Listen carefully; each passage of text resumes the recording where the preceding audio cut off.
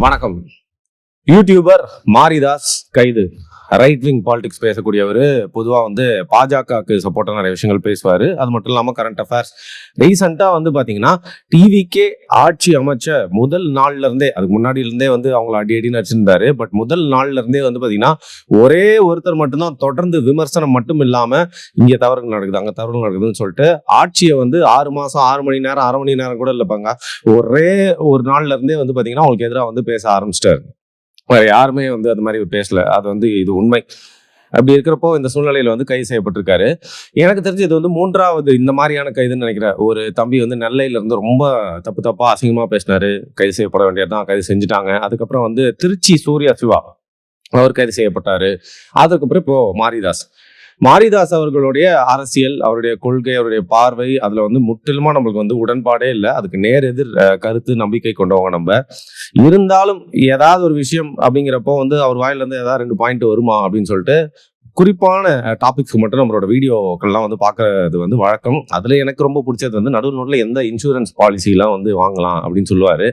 அதற்காக நான் வீடியோஸ் பார்ப்பேனே தவிர்த்து அவருடைய நம்பிக்கை, இந்த வே ஹி டீல்ஸ் திங்ஸ், அவர் சொல்லக்கூடிய விஷயங்கள் எல்லாத்துலயுமே நம்மளுக்கு உடன்பாடு இல்லவே இல்லை. குறிப்பா தாவேகா குறித்து அவர் வச்ச விமர்சனங்கள் அப்படிங்கிறது நிறைய சரியான விமர்சனமும் வச்சுட்டாரு. பட் சமீபத்தில் பாத்தீங்கன்னா சில இடங்கள்ல ஐயோ தவிர்த்திருக்கலாமே, எப்படி பண்ணாம இருக்கலாமே அப்படிங்கிற மாதிரி பாத்தீங்கன்னா சில பதிவுகள், விமர்சனங்கள் தொடர்ந்து வச்சுட்டே வந்தார். இந்த சூழ்நிலையில தான் பாத்தீங்கன்னா காலையில அவர் இன்னைக்கு காலையில கைது செய்யப்பட்டாரு. அதுக்கு முன்னாடி பாத்தீங்கன்னா அவரே போட்டிருந்தாரு ட்வீட், இந்த மாதிரி எங்க வீட்டுக்கு, மதுரை வீட்டுக்கு வெளில 10 போலீஸார் இருக்காங்க, என்னை கைது செய்யறதுக்காக வந்திருக்காங்க அப்படின்னு. அதுக்கப்புறம் கார்ல அவரை ஏத்திட்டு போற அந்த காணொலியை கூட நீங்க பார்த்துருப்பீங்க. ஸோ இந்த சூழ்நிலையில ஏன்பா அவர் கைது செய்றாங்க அப்படின்னு சொல்லிட்டு நிறைய பேருக்கு ஒரு கேள்வி இருக்கலாம். பரவாயில்ல, நிறைய பேர் பேசுறது என்ன அப்படின்னு பாத்தீங்கன்னா, ஒரு பெண் அமைச்சர், அதாவது கீர்த்தனா மினிஸ்டர் இருக்காங்கல்ல, அவங்களை குறித்து நிறைய விமர்சனம் செஞ்சுட்டே வந்த இவர் பாத்தீங்கன்னா நேத்தி ஒரு எல்லையை மீறுற மாதிரியான ஒரு போஸ்ட் போட்டிருந்தாரு.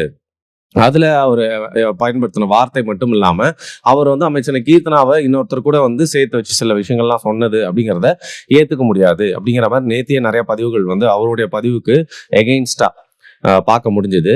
அந்த ஒரு விஷயத்துக்காக தான் கைது செய்யப்பட்டதா பார்க்கப்பட்டாலும் லிட்டரலி அது இல்லை அப்படின்னு சொல்லலாம். ஏன்னா நான் ஏற்கனவே சொன்ன மாதிரி முதல் நாள்ல இருந்து அவர் எதிர்த்து பேசிட்டு வர்றது மட்டும் இல்லாம தாவேக்கால சில பேருடைய பேர் சொல்லி அவங்க பண்ணக்கூடிய விஷயங்கள், அவங்களுக்கு பின்னணியில் நடக்கக்கூடிய விஷயங்கள், அவங்க பின்னணியில யார் இருக்கா, இந்த ஆட்சிக்கு வர்றதுக்கு முன்னாடியே பாத்தீங்கன்னா என்னென்ன மாதிரியான மோசடிகள்லாம் ஈடுபட்டிருக்கலாம், இப்போ இந்த ஆட்சியில பாத்தீங்கன்னா இவங்க எல்லாம் உள்ள வர்றதுனால என்ன மாதிரியான தவறுகள்லாம் நடக்கலாம்னு சொல்லிட்டு ரொம்ப இன்டென்ஸா நிறைய விஷயங்கள் பேசிட்டே இருந்தது மட்டும் இல்லாம நேரடியா முதலமைச்சர் விஜய் அவர்களை குறித்து பாத்தீங்கன்னா நிறைய விமர்சனம் செஞ்சது மட்டும் இல்லாம ரீசென்ட்லி இப்ப இந்த அமைச்சர்கள், குறிப்பா அமைச்சர்களோட அந்த படிப்புக்கு உண்டான தகுதியை பத்தி பேச ஆரம்பிச்ச அவரு அமைச்சரோட செயற்பாடுகள், அவங்களுடைய பின்னணி, இப்போ அமைச்சர்கள் பதவி ஏற்றதுக்கு அப்புறமா நடந்த விஷயங்கள் ஒன்னா புட்டு வச்சுட்டே வந்துருக்கு. இந்த சூழ்நிலையில தான் பாத்தீங்கன்னா அமைச்சர் கீர்த்தனா அவர்களை சம்பந்தப்பட்ட ஒரு விஷயம் சொன்னதுனால இப்ப கைது பண்ணியிருக்காங்க.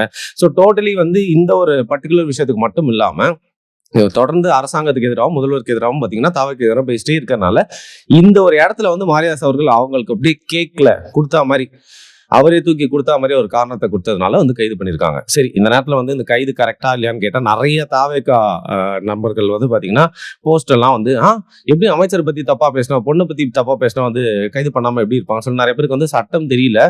திமுக பண்ண அதே விஷயத்தை தான் இப்ப தாவேக்காவும் பண்ணியிருக்காங்க. என்னங்க இப்படி பேசினா நடவடிக்கை எடுக்கக்கூடாது அப்படின்னா, நடவடிக்கை வேற, கைது அப்படிங்கிற நடவடிக்கை தேவையில்லாதன்னு ஏன் சொல்றேன்னா, சட்டப்படி திமுக ஆட்சியில பாத்தீங்கன்னா யாரெல்லாம் அவங்களுக்கு எதிராக பேசினாங்களோ, விமர்சனம் சொன்னாங்களோ, நிறைய விஷயங்கள் எடுத்து பேசிட்டு இருந்தவங்கள அவங்க என்ன பண்ணிருக்கணும்னா வழக்கு தொடர்ந்து இருக்கணும். இதுதான் பாத்தீங்கன்னா ஒரு ஒரு நியாயமா பண்ண வேண்டிய விஷயம் அப்படின்னு சொல்லலாம். பவரை வீல்ட் பண்றவங்க நியாயமா பண்ண வேண்டிய விஷயம். பட் பவரை வச்சிருக்கவங்க என்ன பண்றாங்கன்னு பாத்தீங்கன்னா அதை எப்படி துஷ்பிரயோகம் பண்றாங்கன்னா, வழக்கு போடாம, கம்ப்ளைண்ட் கொடுக்காம டைரக்டா ஒரு கைது அப்படிங்கிற மாதிரி பண்ணியிருக்காங்க. இப்பயும் இதுல பாத்தீங்கன்னா அவர் மேல போட்டுக்கிற அந்த வழக்கு அப்படிங்கிறது ஒரு ரிமாண்ட் பண்ற மாதிரி தான் எடுத்துட்டு போயிட்டு இருக்காங்கன்னு சொல்றாங்க. குறிப்பா இதுக்கு ஒரு டெக்னிக் இருக்கு. இதை மாதிரி கைது பண்றவங்க என்ன சொல்லுவாங்கன்னா, இவர் சமூக வலைதளங்கள்ல சில கருத்தெல்லாம் சொன்னாரு, பதிவிட்டு இருக்காரு, இல்ல காணொலியில பேசினாரு. அந்த கருத்து அப்படிங்கிறது பாத்தீங்கன்னா பொது அமைதிக்கு பங்கம் அளிக்கும் விதமா இருக்கு. குறிப்பா இரு தரப்புக்கு, இரு சமூகங்களுக்கு இடையே பாத்தீங்கன்னா ஒரு பெரிய ஒரு பதற்றமான சூழ்நிலை ஏற்பட்டிருக்கு. சோ அந்த வன்முறையை தவிர்க்கணும் அப்படின்னா பாத்தீங்கன்னா இவர் தொடர்ந்து இதே மாதிரி கருத்தை சொல்லாம இருக்கணும்னா அவரை நம்ம டீடைன் பண்ணோம், அதனால எனக்கு வந்து லார்ட் நீங்க வந்து அதாவது நம்ம ஜட்ஜி கிட்ட வந்து கைது வந்து பண்றதுக்கான அப்ரூவல் நீங்க கொடுங்க அப்படின்னு சொல்லிட்டு பார்த்தீங்கன்னா நிறுத்துவாங்க. மோஸ்டா என்ன பண்ணுவாங்க, ஆளும் தரப்புல இருந்து இந்த மாதிரி வந்து ஒரு கேஸ் வருது அப்படிங்கிற பட்சத்துல மோஸ்ட் ஆஃப் த ஜட்ஜஸ் வந்து பாத்தீங்கன்னா அந்த ரிமாண்டுக்கு தான் வந்து அனுப்பிடுவாங்க. ஸோ இந்த சூழ்நிலை என்ன ஆகுதுன்னு பாத்தீங்கன்னா, இவர் கைது செய்யப்படுற அந்த சம்பவம் வந்து அவரே ட்வீட் போடுறது மட்டும் இல்லாமல் நிறைய பேர் வந்து தெரிஞ்சு காட்டுத்தீயா பரவ விட்டதுல குறிப்பா KT ராகவன் அவர் பாஜக இருப்பார் இல்லையா, அவர் வந்து பாத்தீங்கன்னா ஒரு 50க்கும் மேற்பட்ட வக்கீல வந்து அந்த ஸ்டேஷனுக்கு அனுப்புறது மட்டும் இல்லாம அதிமுகல இருந்தும் சில சப்போர்ட்லாம் வந்து வந்திருக்கு. குரல்கள் வந்தது மட்டும் இல்லாம அவங்களும் பாத்தீங்கன்னா லீகலா அவருக்கு சப்போர்ட் ஆள் அனுப்பியிருக்காங்க அப்படின்னு சொல்றாங்க. பட் முடிஞ்ச அளவுக்கு எப்படியாவது அவர் ரிமாண்ட் பண்றதுக்காக தான் ப்ராசஸ் இப்போ வந்து நடந்துட்டு இருக்கு. ரிமாண்ட் பண்ணிடுவாங்க. நம்ம பேசிட்டு இருக்கப்போ நீங்க இந்த வீடியோ பாக்குறப்போ பண்ணதாகவும் நியூஸ் வந்திருக்கலாம். அதுக்கான வாய்ப்பு தான் வந்து நிறைய இருக்கு. ஒரு 15 நாள் உள்ள வச்சுட்டு தான் வெளில அனுப்புவாங்க. அது மட்டும் இல்லாம பாத்தீங்கன்னா ஒரு கேஸ் மட்டும் இல்லாம அவர் இவ்வளவு நாள் என்னென்ன வீடியோஸ்ல என்னென்னலாம் தாவைக்கு எதிராக பேசினாரோ அதுல வந்து பாத்தீங்கன்னா குற்றங்கள் கண்டுபிடிச்சு எல்லாமே வந்து ஒரு கேஸா மாத்தி நிறைய கேசஸ் போட்டு வந்து பாத்தீங்கன்னா அதை ஸ்ட்ராங் ஆக்கி வந்து அவரை உள்ளே வைக்கிறதுக்கான முயற்சி வந்து பண்ணிட்டு இருக்காங்க. ஸோ இதுல ஒரே ஒரு பாயிண்ட் தான் நம்ம சொல்றது என்னன்னா, நியாயப்படி வந்து பார்த்தா டைரக்டா கைது அப்படின்ற படக்கூடாது. ஏன்னா திமுகவும் அதான் பண்ணாங்க. அதே ஃபார்மேட் தான் இப்போ வந்து தொடருது. ஏன்னா அதே அதிகாரிகள் தான் பாத்தீங்கன்னா அரசாங்க இயந்திரத்துல வந்து வேலை செஞ்சுட்டு இருக்காங்க. மேபி முதல்வர் அவர்களையும் ஆளும் தரப்பையும் வந்து பாத்தீங்கன்னா அவங்க வந்து அதே மாதிரி கைட் பண்றதுனால இந்த மாதிரி ஒரு ரிசல்ட் வருதோ அப்படிங்கிற சந்தேகம் இந்த இடத்துல எழுது.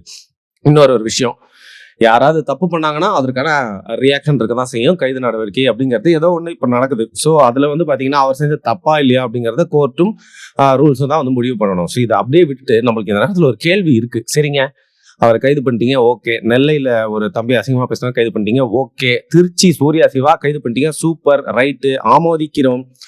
ஒரே ஒருத்தர் மட்டும் கைதே பண்ண முடியலையே, எங்க இருக்காருன்னு நினைக்கிறீங்க? ஒருவேளை அமெரிக்காவுக்கு தப்பி போயிட்டாரா, இல்ல மாறு வேஷத்துல சுத்திட்டு இருக்காரா, இல்ல ஏதாவது ட்ரோனு அதுக்கப்புறம் சீக்ரெட் ஏஜென்சிஸ் எல்லாம் வச்சு தேடினாலும் அவர் கிடைக்கலையா, இல்ல அவருக்கு யாரோ வந்து உயிரை எடுத்துட்டு புதைச்சிட்டாங்களா, உயிரோட தான் இருக்காரா, அவருடைய ஒரு ஃபேனா நலன் விரும்பி அவர் மேல இருக்க அக்கறையில அவர் மேல இருக்க பாசத்துல அவரோட கோட் சூட் போட்டு அவர் ஆங்கரிங் பண்ற ஸ்டைல வந்து நான் மிஸ் பண்றதுனால கேக்குறேங்க. முக்தார் எங்கே, மாரிதாஸ் இங்கே, முக்தார் எங்கே அப்படிங்கிற மாதிரி வந்து பாத்தீங்கன்னா இன்னைக்கு எல்லாருமே கேட்டுட்டு இருக்க ஒரே விஷயம். நான் கேட்கலங்க, அந்த அலிஷா அப்துல்லா அப்படின்ற லேடி இருக்காங்கல்ல, டெய்லி வந்து ஒரு அலாரம் போஸ்ட் மாதிரி வந்து போடுறாங்க, where is Mukhtar, where is Mukhtar. ஏன்னா அவங்க சொன்னாங்க முக்தாரை வந்து கைது செய்ய மாட்டாங்க. குறிப்பா வந்து பாத்தீங்கன்னா ஒரு கட்சியின் தலைவரும் இப்ப இருக்கிற அமைச்சர்கள் முக்கியமான அமைச்சரும் வந்து முக்தார் வந்து பாதுகாக்கிற வேலையை செய்யறாங்க. முதல்வரோட ரொம்ப ஸ்ட்ராங்கான ஆளு முக்தார் அப்படிங்கிற மாதிரி எல்லாருமே வந்து கிண்டலாலாம் பேசிட்டு இருக்கேன். இந்த சூழ்நிலையில மாரிதாஸை கைது பண்ணதுக்கு ஓகேங்க, ஒரு பக்கம் முடிஞ்சிருச்சு. எப்போ முக்தாரை கைது செய்ய போறீங்க? இது உங்க மேல வந்து ஒரு கேள்வி எழும் இல்லையா? இப்ப புரியுதுங்களா? இப்போ கூட்டணி அப்படின்னு சொல்லிட்டு வந்து சில பேரோடைய ஆதரவு தேவைப்படுதுன்னு சொல்லிட்டு ஒரு ஆட்சியை ஆரம்பிக்கிறப்போ நீங்க பண்ணாத தப்புக்கு கூட வந்து நீங்க தான் கெட்ட பேர் அனுபவிக்கணும். நீங்க ஒரு ஆட்சியை நடத்துறதுக்காக நிறைய விஷயங்கள் வந்து செஞ்சுட்டு இருக்கீங்க. இப்பதான் புதுசா வந்திருக்கீங்க, அதுல நிறைய குறைபாடுகள்லாம் இருக்கு. நிறைய பேர் வந்து ரொம்ப வன்மத்தோட உங்க கட்சி மேலேயும் உங்க ஆட்சி மேலேயும் சொல்லிட்டு கண்மூடித்தனமா குறை கூறுறாங்க. சில பேர் வந்து பாத்தீங்கன்னா ரொம்ப பாயிண்டா எடுத்து சொல்றாங்க. அதுவும் வந்து இந்த ஆட்சி விளங்காது அப்படிங்கிற மாதிரி இல்ல, விளங்க வந்திருக்காரு, இதெல்லாம் நம்ம தான் எடுத்து சொல்லணும் ஒரு பத்திரிகையாளர் அப்படிங்கிற இடத்துலன்னு சொல்லிட்டு நிறைய பேர் ஜெனியூனாவும் சொல்றாங்க. இந்த சூழ்நிலையில உங்க கூட்டணியில இருக்க ஒரு கட்சி தலைவர் ஒரு நடவடிக்கையினால அவருடைய அழுத்தம் காரணமா அந்த காரணத்தினால உங்க உங்க கட்சியில இருக்கக்கூடிய ஒரு அமைச்சர் சொல் பேச்சு கேட்டு வந்து பாத்தீங்கன்னா முக்தார் அவர்களை இப்போ வரைக்கும் பிடிக்காம விட்டுருக்கீங்களோ அப்படிங்கிற சந்தேகம் தானே வருது. இது எந்த விதத்துல நியாயம் சொல்லுங்க? இவர் வந்து பாத்தீங்கன்னா அந்த அமைச்சரை பேசினாரு, மாரிதாஸ் அவர்கள் பேசின எல்லாத்தையுமே நம்ம வந்து ஆமோதிக்கல, ஒத்துக்கல. ஆனா முக்தார் எந்த அளவுக்கு போயிட்டாருன்னா இன்னைக்கு நிறைய பேர் வந்து பாத்தீங்கன்னா வந்து அவங்க உடம்புல பச்சை குத்திக்கலாமான்னு யோசிச்சுட்டு இருக்க, அவங்க வீட்டுல ஒரு விஜயானு நம்மளோட முதல்வரை எவ்வளவு கேவலமா வந்து தமிழ்ல போடுறது மட்டும் இல்லாம தொடர்ந்து அவரை சார்ந்தவங்களை பத்தியும் ரொம்ப அசிங்கமா பேசிட்டு இருந்தாரு. இன்னைக்கு யாரோ ஒருத்தன் காலில் போய் விழுந்துட்டதுனால வந்து பாத்தீங்கன்னா அந்த ஆள் வந்து பிடிக்க முடியல அப்படிங்கிறது இவருக்கு ஒரு நியாயம் அவருக்கு ஒரு நியாயம் அப்படிங்கிற மாதிரி இருக்கு. ஸோ எந்த ஒரு காரணத்தினாலையும் சரி இந்த முக்தார் அவர்கள் வந்து தப்பிக்க விடவே கூடாது. நீங்க அவரையும் அரெஸ்ட் பண்ணுங்க. அப்பதான் வந்து பாத்தீங்கன்னா வந்து இது வந்து ஒரு முழுமையான நடவடிக்கையா இருக்கும். இல்லைன்னா அது ஒரு பாரபட்சமா திமுக செய்யறதோடைய ஒரு தொடர்ச்சியா தான் எல்லாருமே வந்து பார்ப்பாங்க. நன்றி.